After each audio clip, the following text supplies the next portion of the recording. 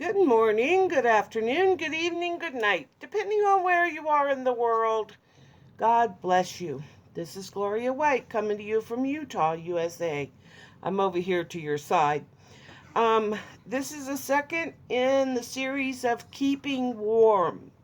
Now, this is a tent. It's a 3 to 4 man tent. If you're able-bodied and can crawl down on the floor to get in and out or of a 2 man tent, then that would keep you warmer. But I'm not able to do that, so I have a 3 to 4 man tent here. And so I'm going to open the bag, and I'm not going to bore you with that. These are the directions. I certainly hope that I will be able to figure this out on my own, because these directions aren't very good. But I've seen them do it on videos, so let's go. It comes with 4 tent pegs, but I will not be fastening it to my bed. So I won't be needing these. But if you were outside, you'd want these. The support poles come in a bag like this. Hopefully all the parts are there. If you order a tent, I hope that you take time to check and make sure that all your parts are included and that nothing is broken. So when you need it, it will be ready. There will be 2 poles in this tent. This is one pole, and then the second one. Oops, sorry. Then the second one. Now, let's see where I can put you so that we can see how this goes together. All right. All right. So, it's like this when you take it out of the container.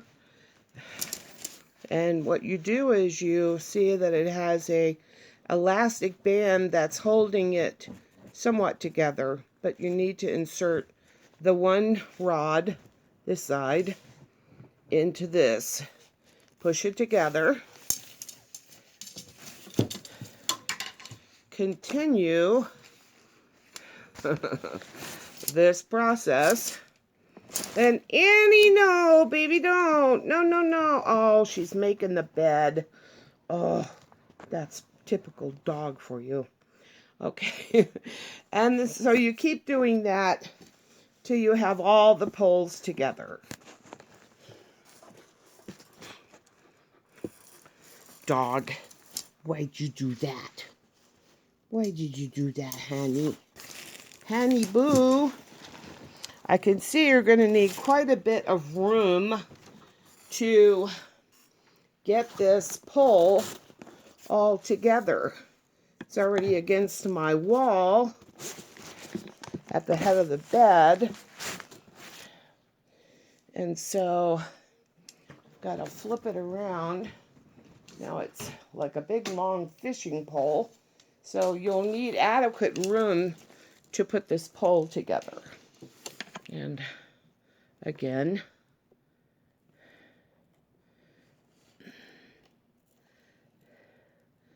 the black part slides into the silver.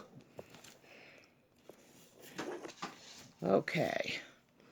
And I'm in my bedroom, and it's a good thing I didn't close the master bath door because I'm sliding it all the way in there to get it together. Okay, so now I have it assembled. The first one is assembled. And it's quite long, so you're going to need quite a bit of space to have it all together. And I'm going to do the next one. Okay. Now the goal will be to feed that piping, this, through this little hole here that goes the whole side. It goes up like that and then over through this tent, and that's the support. And then there'll be the same thing for the other pole to go into. So I'm going to turn you off while I feed this through, and then I'll come back. Okay, so I fed it through, but it didn't go up the entire tent over and through. There is a gap between the very top of the tent here, where this tie is, for you to secure the top of the tent to the pole. And then it continues over here. So you'll have to find this other side and thread it through, but you want to make sure that you're going straight across your tent, and that you're not going from here over to that piece, because that piece is the wrong piece. So I'm going to thread it into this piece now. I just want to show you this. The end of this piece of metal has a piece of like fabric, felt kind of feeling thing on it, and I'm supposing this is to keep the metal from ripping your tent fabric. So here we go. I just ran into a problem that I want to warn you. You know where the two metal pieces, where the two pieces of the pole fit together? I was feeding it through. I pushed so much on there that it got kind of too much bunched up. As you can see here, too bunched up. And when I tried to fix that, I actually pulled this piece apart in that tubing. So just be aware when you're doing that might happen. Okay, I got the one pole in. As you can see, it's in the tube. Now, to get this other pole in, you need to get the pole going in the other way, because it's going to make an X across the top of the tent. And so you're going to need lots of room to do this. There must be another way to do it that maybe you don't, hook this together until you're putting it inside the tube. Possibility. I'll have to try that one time. Okay. I have the pole inside of the little tunnel thing here, a little slip. Now, it's all bunched up, and I need to get this corner all the way down to that other end. So I'm thinking, probably shouldn't have put the whole pole together. Should have put it together as I fed it through, so that it would be at the end. Now, another thing is here, when we look at where the pole comes out and meets the end of the tent itself, there is a little thing here with a hole in it. And I'm sure that is what will keep the pole, once you bend it, that this little hole will keep it from sliding out. It's going to hold it in place somehow. So we will see how that goes. All right, I'm going to do the next part now. Okay, ladies and gentlemen, if you're doing a 3 to 4 man tent, you may want to have 3 or 4 men to help you instead of one decrepit old lady. Here we are. And I still haven't put that end in the tent. So let me try to do that. I'll have to go over to it. But this thing is like taking over. Quite interesting. The one I bought, I measured my bed and it should have fit perfectly on my bed. This one looks like it's going to be bigger than my bed, which may turn out to be a problem, but we'll see. Looks like there's going to be lots of room in there. I'll be back. Okay. I have all four corners in their little black holes, and it is sitting on my bed. Annie, back up. That's not back up, that's sit down. Back up. Now, thank you. And as you can see, it's a wee bit bigger than my bed, which when I measured it out and bought it, I figured it would be just right to fit on my bed. But you know what? In an emergency, this here get-up is going to be a lifesaver.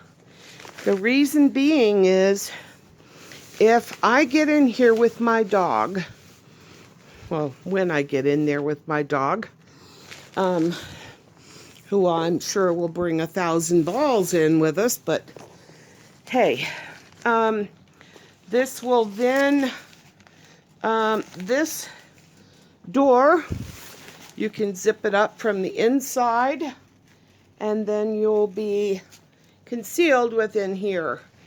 The idea behind having a smaller space is that it will hold your body heat more than if you were in a wide open room. Now, I would recommend 2-man tent for, it's just 2 people. However, I am in a wheelchair, between a wheelchair and a walker, and so I can't crawl. So I can't crawl into a 2-man tent and then crawl back out.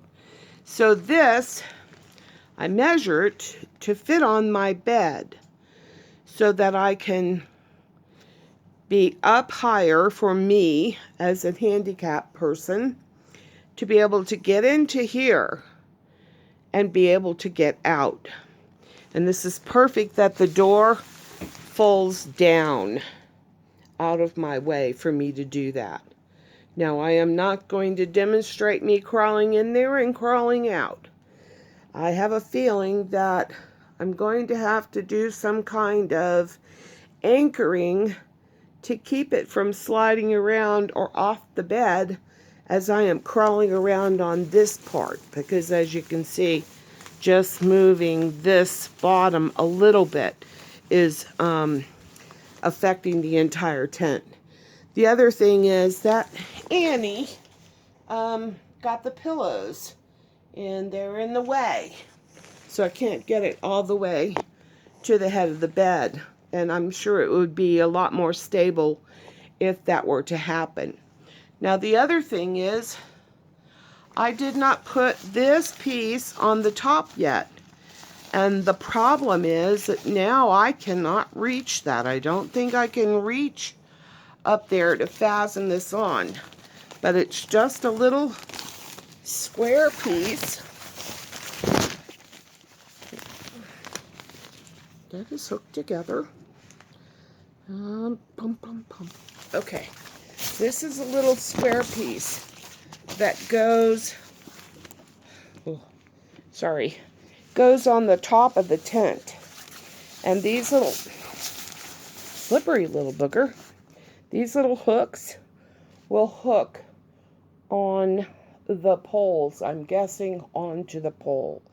But this is to keep the air from going out through that.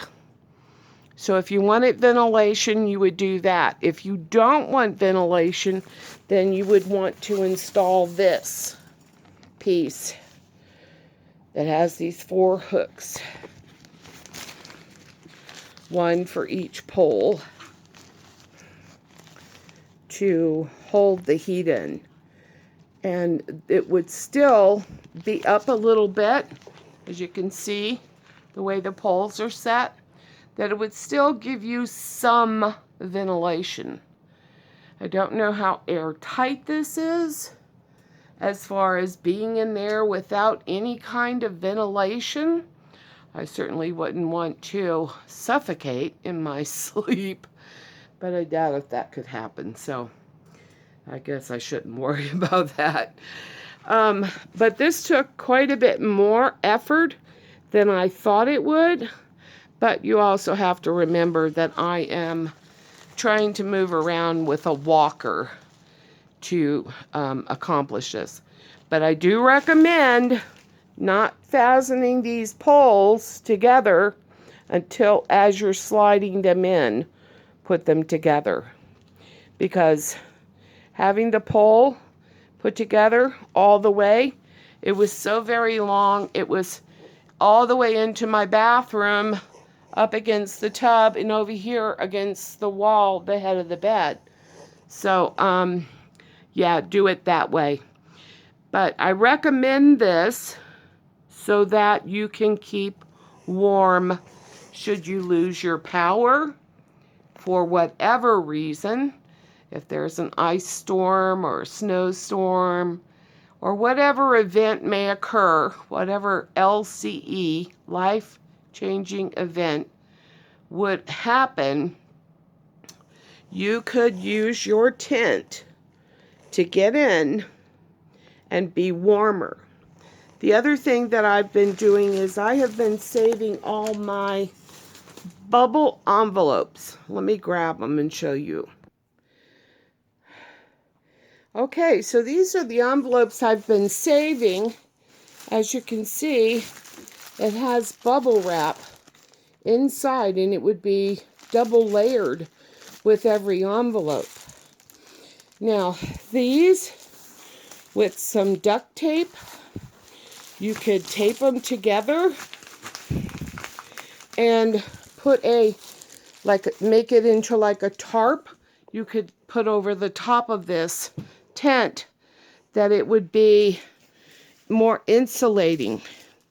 I don't know how cold it gets where you are, but here in Utah, it has gotten down to -21 with the wind just howling. So you can imagine a home without any heat in that kind of temperature that and I have hundreds of these that I've saved. So you can imagine that kind of temperature with the wind blowing, how quickly your house would cool off.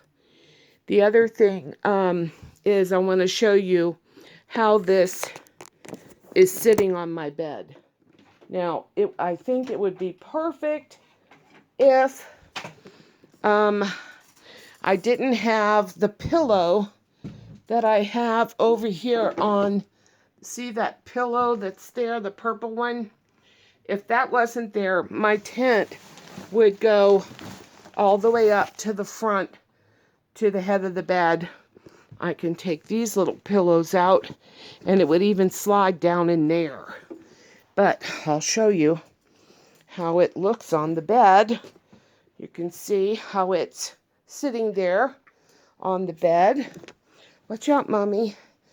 Let me do this. Okay, now you can see it sitting on the foot of the bed. And I could even pull it this way a little bit.